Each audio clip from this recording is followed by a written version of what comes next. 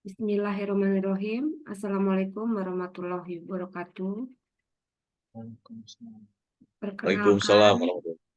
kami kelompok yang akan menyampaikan paparan terkait peningkatan kapasitas gudang dengan perancangan layout menggunakan metode class-based storage volume 11 nomor 2 tahun 2016. Adapun nama-nama kelompok, pertama Bapak Supriyadi, kedua Bapak Luki Krisnandi, ketiga Bapak Arif Febrianto, dan keempat saya sendiri Ibu Greda Frista. Paparan pertama akan disampaikan oleh Bapak Luki Krisnadi. Waktu dan tempat dipersilahkan. Baik, terima kasih. Assalamualaikum warahmatullahi wabarakatuh. Waalaikumsalam warahmatullahi wabarakatuh. Pada kesempatan ini,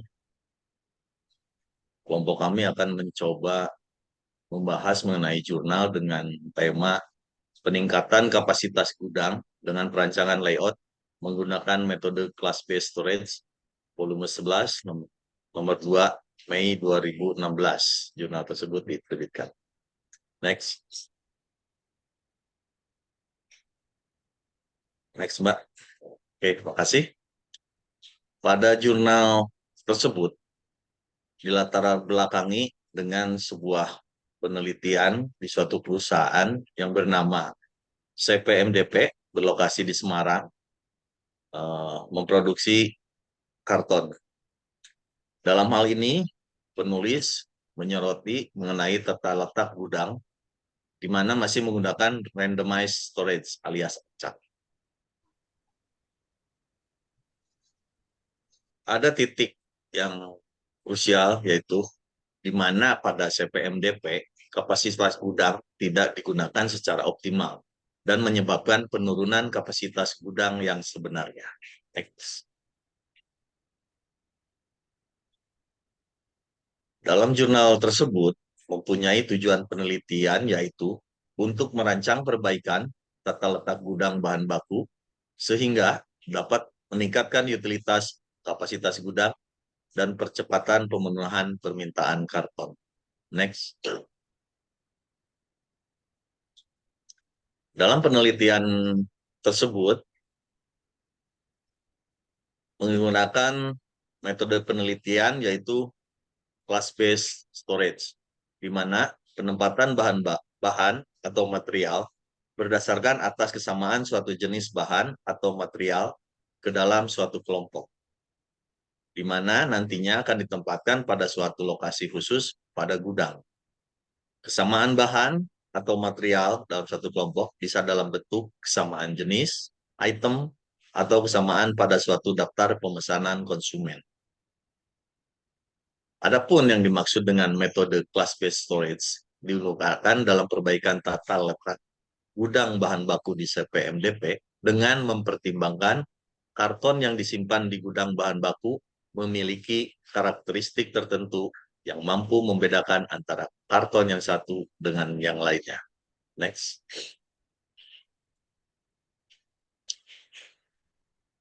Dalam jurnal tersebut digunakan beberapa data primer, yaitu pertama, data tata letak gudang bahan baku, kedua, data karakteristik karton, ketiga, data jadwal dan jumlah pemesanan serta pengiriman barang, keempat, yaitu data aliran bahan. Next.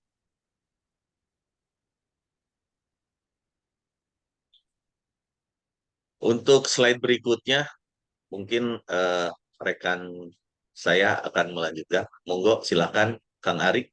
Hatur nuhun. Assalamualaikum warahmatullahi wabarakatuh. Waalaikumsalam warahmatullahi wabarakatuh. Terima kasih Pak Luki Krisnadi atas kesempatannya. Mungkin untuk berikutnya saya akan melanjutkan mengenai konsep dan tahap penelitian. Konsep dan tahap penelitian ini dituangkan menjadi dua faktor, yaitu konsep yang dituangkan dalam gambar konseptual, yang keduanya adalah tahap penelitiannya. Untuk konsep yang dituangkan dalam gambar konseptual, ini adalah mengenai usulan. Usulan ini diintegrasikan dari tata letak gudang awal, yang pertama, terus karakteristik karton, aliran bahan, jadwal, dan jumlah pemesanan serta permintaan karton Dan tata letak gudang usulan ini diefektifkan untuk peningkatan efisiensi kapasitas gudang dan percepatan pemenuhan permintaan karton. Untuk tahap penelitiannya, di pendefinisian masalah diintegrasikan dari pengamatan awal lapangan dan studi tata letak gudang. Dari pendefinisian masalah ini dirunutkan lagi menjadi pengumpulan dan pengolahan. Pengumpulan dan pengolahan ini diintegrasikan lagi menjadi 4 faktor, yaitu mengenai tata letak gudang, karakteristik karton, aliran bahan, dan jadwal order. Dari 4 faktor itu dijadikan menjadi tata letak gudang usulan, kemudian dianalisis dan dikasih kesimpulan.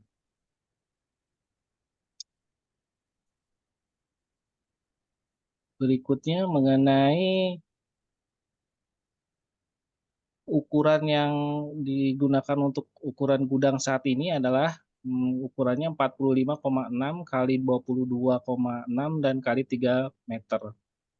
Proses keluar masuk bahan baku melalui pintu yang berukuran 2 kali 2,5 dan terdapat fasilitas untuk kelancaran kegiatan di dalam gudang tersebut, yaitu bisa dilihat di gambar yang sebelah samping atau dari layout sebelah samping.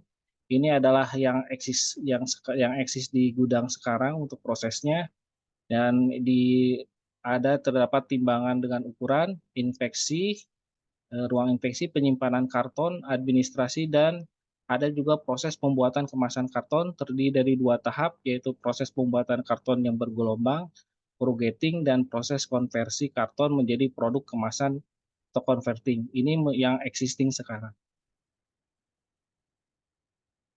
Untuk berikutnya, terdapat 2 karakteristik karton, yaitu karton lipat atau folding karton dan karton gelombang atau corrugate box. Untuk setiap raknya memiliki berat sebesar 25 kg dan berukuran 50 cm kali 30 cm kali 90 cm. Alat material yang digunakan adalah satu buah kereta dorong dengan dimensi 22 meter kali 1 meter kali 80 cm. Satu buah hand lift dengan dimensi 1 meter kali 70 cm kali 80 cm. Dan operator, jadi digerakannya sama operator.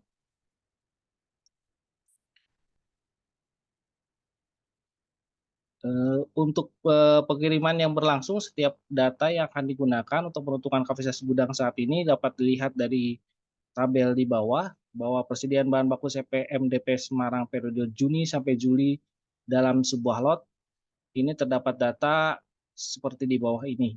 Untuk data yang akan digunakan untuk menentukan letak karton dari tabel yang nomor 2, pemakaian bahan baku BC Flulet periode Juni sampai Juli, jenisnya BC Flulet kotak radioaktif, pemakaiannya sebesar 14, kardus susu sebanyak 9 buah, dan kardus aqua gelas sebanyak 24 buah. Untuk jumlah produk yang dipersiapkan menggunakan rumus, jumlah yang harus siapkan sama dengan jumlah yang diminta dibagi 1 kali presentasi scrap. Untuk tabel kebutuhan produknya, seperti tabel yang nomor 3 ini adalah jumlah kebutuhan gudang, di mana ada nama-nama seperti duplek dan lain-lain. Untuk kebutuhannya bisa dilihat untuk duplek B-flat sebanyak 3, untuk B-flut sebanyak 1 buah, dan seterusnya. Untuk total keseluruhan jumlah lot yang harus disiapkan atau disimpan adalah 8.930 lot yang terdiri dari karton lipat dan karton gelombang. Untuk berikutnya mungkin akan diterangkan sama Bapak Supriyadi. Kepada beliau saya persilahkan. Baik, terima kasih Bapak Ari. Baik, saya akan melanjutkan teman-teman untuk presentasinya. Di sini ada tata letak gudang bahan baku existing. Jadi jarak yang ditempuh dari pintu keluar masuk ke seluruh lokasi penyimpanan karton lolos inspeksi yaitu 827,48 meter persegi. Hal ini merupakan jarak yang ditempuh untuk mengambil karton apapun jenisnya pada kondisi saat ini adalah dari pintu keluar masuk ke seluruh lokasi penyimpanan karton lolos inspeksi.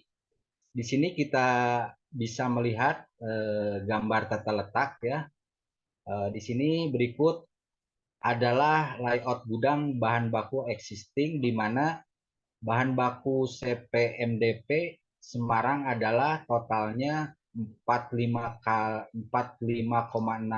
meter dikali 22,6 meter dikali 3 meter. Di mana di sini ada juga proses keluar masuk bahan baku melalui pintu berukuran bisa dilihat 2 meter dikali 2,5 meter. Selain itu, untuk menjamin kelancaran kegiatan pergudangan dalam gudang existing, bahan baku existing terdapat beberapa fasilitas. Bisa dilihat di sini. Yang pertama, tempat penimbangan, tempat inspeksi, tempat penyimpanan karton. Di sini ada bagian administrasi, proses pembuatan karton, di mana tadi sudah dijelaskan oleh Bapak Ari, terdapat 2 proses ya, ada corrugating, ada converting. Juga aktivitas yang termasuk proses konversi adalah proses printing, di sini proses die cutting, proses gluing atau stitching, beserta tahapan-tahapan persiapan setup sebelum, di tengah proses, atau setelah proses berlangsung. Oke, next.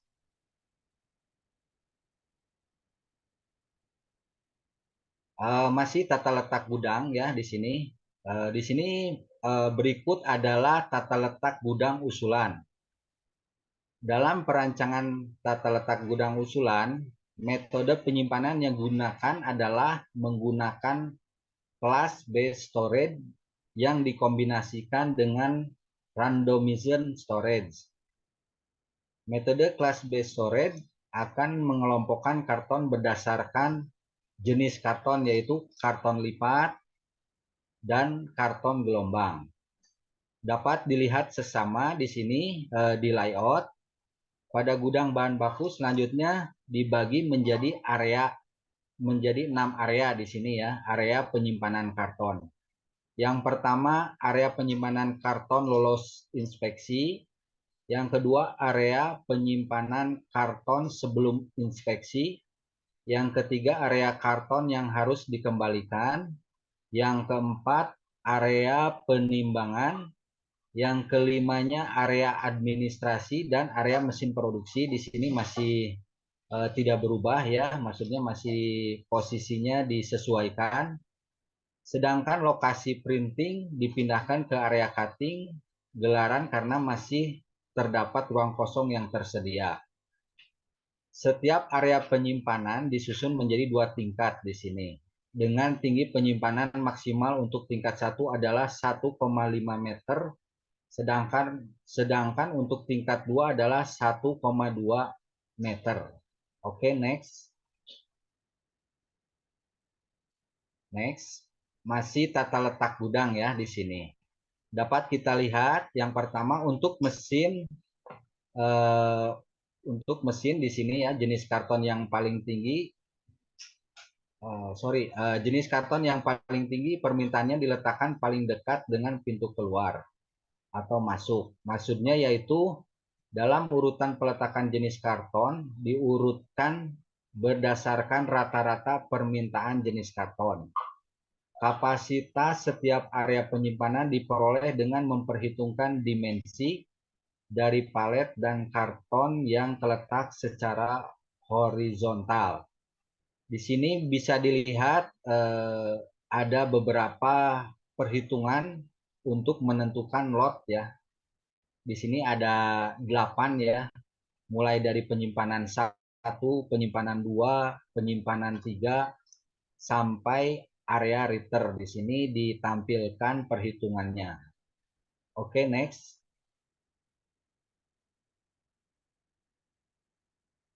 Oke, masih tata letak gudang ya. Di sini kita bisa bisa sedikit menyimpulkan. Jadi dari tadi gudang usulan, yang pertama itu gang antar rak diberikan selebar 1,15 meter ya. Yang kedua, karton disimpan secara berurut menurut tabel 4 yang tadi sebelumnya datanya bisa ditampilkan ya oleh Bapak Ari. Dengan urutan pertama diletakkan paling depan dan selanjutnya sehingga ke belakang. Setiap jenis karton diisi dengan cara memenuhi ruang hingga ke atas. Setelah terpenuhi, selanjutnya mengisi kembali dari bawah. Setiap jenis karton diberi sekat untuk membedakan pengelompokan dengan jenis yang lainnya. Oke, next. Selanjutnya di sini menjelaskan tentang analisis ya. Ada 2 di sini poin untuk analisis.